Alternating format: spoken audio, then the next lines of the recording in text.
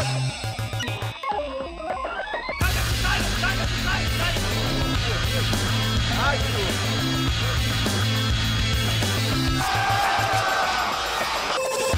going to get a win in the European LCS.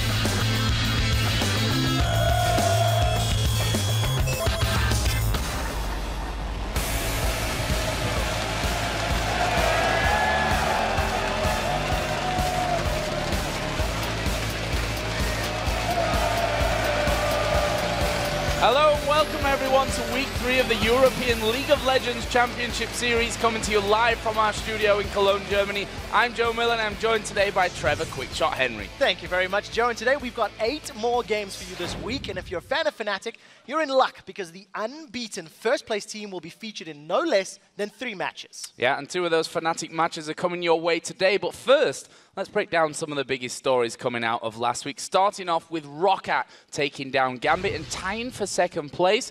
Question is, can they do the same here again today against Fnatic? I think the possibility is there, and that's because Roccat have got a lot of diversity in their play, especially during picks and bans. But you do have to compare them to Meet Your Makers and Alternate from last year. 2 teams that started super strong, but they plateaued later in the splits and they couldn't keep that level up.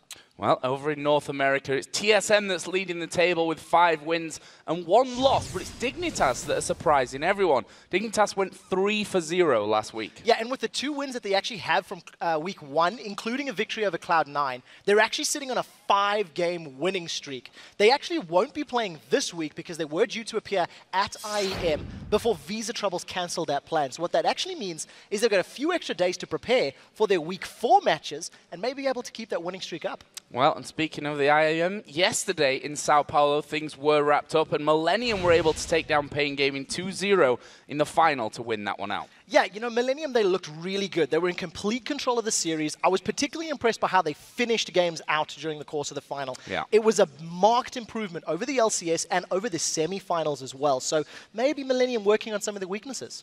We'll have to see when they come back over. But last week we also saw SK Telecom T1 dominate the OGN Winter Final. They destroyed Ozone 3 for 0 in front of what was a pretty massive audience. Yeah, the audience was really behind SKT. Since then, however, it has come to light that Pumandu is unfortunately ill and will be stepping back due to those health reasons. We're hoping he can return before the next champion season begins.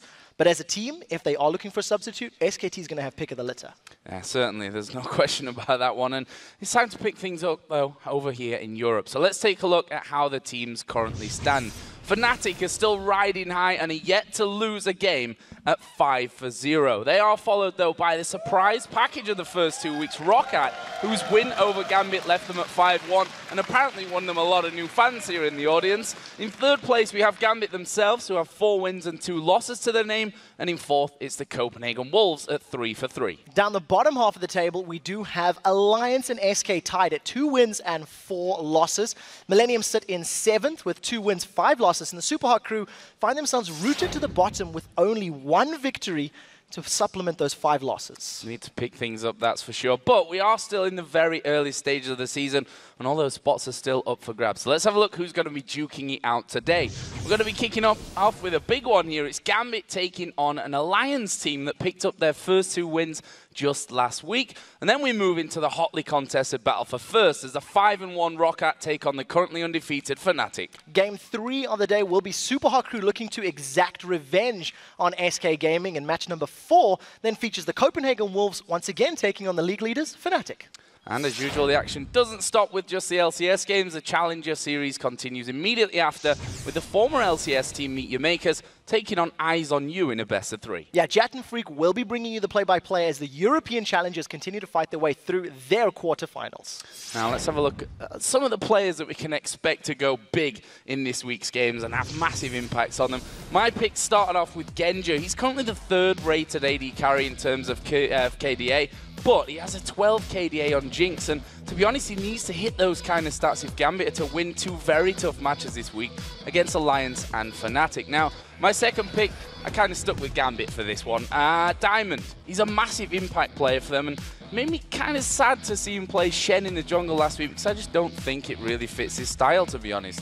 And I hope that we see him return to those more aggressive picks this week. Definitely. More Zed would work out. My pick starts with Vanda. He's one of the strongest supports in the LCS. He's got a 7 KD over 6 games, and his Thresh is a must ban. He's played it in 4 out of those 6 games. He's undefeated and actually has a 12 KD on that champion. Next one, Youngbuck. This time for slightly different reasons. It's the tanky top meta, and Youngbuck has not been able to dominate or control a lane that he's been in. At 14, 18, and 32, he needs to step up for the Copenhagen Wolves to break that 50% win ratio. And it wouldn't be a players to watch without highlighting Overpower. The MVP of week 2, he had a 25 kill death assist ratio for the week, first out of all of Europe, and he won a game with Mordekaiser convincingly. So I'm interested to see if he can actually keep up that level of play with the pressure and the spotlight on him and against Xpeke and Fnatic. And remember, you guys can find all the stats for these pros as well as schedule information, VODs, recaps, and much more over at lolesports.com. You'll also be able to let us know which team you think will win each of today's games. Yeah, just as usual, guys, click on schedule. Give us a thumbs up for your choice. You can also find out how to join us here in the studio to watch these teams play in person. Just click tickets for all of the details. Now, we want to pick your brain, so hop onto Twitter and tell us which jungler do you think will have the biggest impact this week and why? Yeah, I think considering that Fnatic actually play 3 games and they're facing off Roccat today, I think I have to say Cyanide is the jungler who's going to have the most pressure to perform, and we'll see if that impact's going to be positive or negative. For you guys at home, be sure to write to us at LOL Esports and use that hashtag LCS as usual so that we can actually highlight a few of your answers later in the show with a few of the pros. Well, now let's send it over to Shox, who's joined by 2 players right from the very top of our standings. Thank you very much, Joe and Quickshot. I'm If your Shock supporter, and I am joined here by Rocket's Zazas and, of course, Fnatic's mid laner Xpeke. Welcome, gentlemen.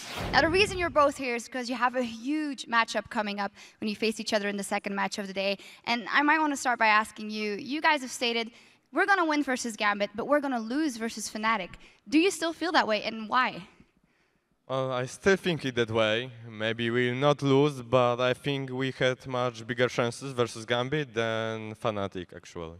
But why is that? Is that because of the play style or the champion picks, or?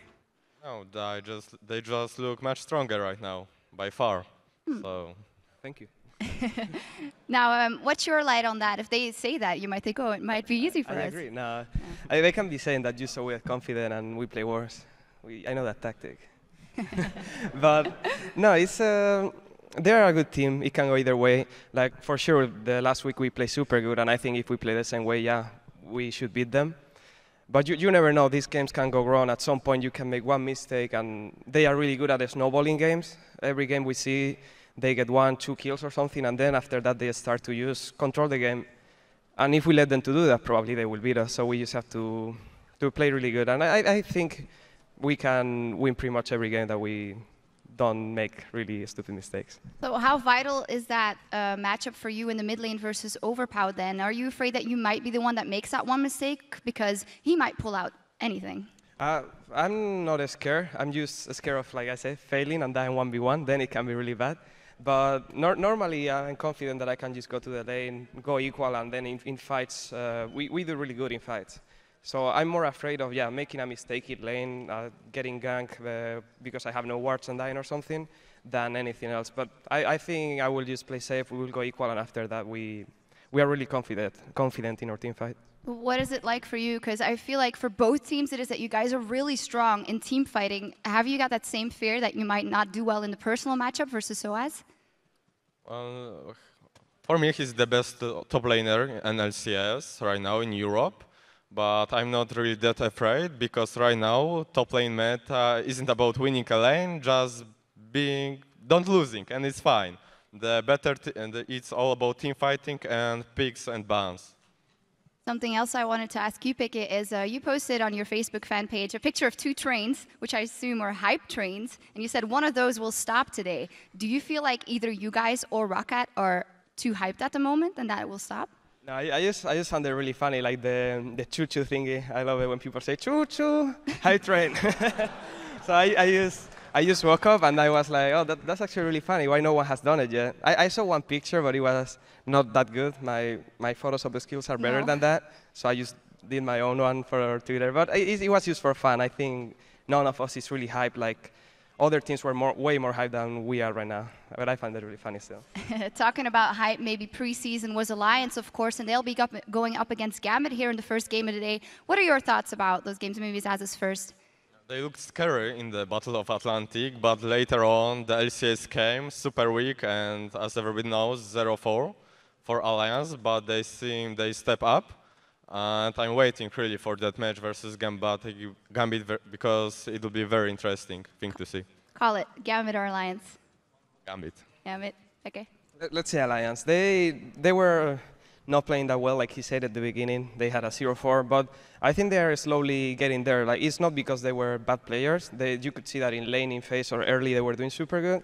But then they were doing bad rotations, taking bad team fights, letting the other team decide. And I think they are, every time you lose, you learn a lot more. So I think they are slowly learning. And it can go, depends how they do. If Gambit play like they did last week, like those weird picks, I think Alliance will win. Okay, thank you very much, gentlemen. Good luck later in that very cool matchup of Fnatic versus Roccat. And now Alliance is looking to extend their winning streak, but they've got their work cut out for them as they go up against the always dangerous Gambit when we return. We'll be right back.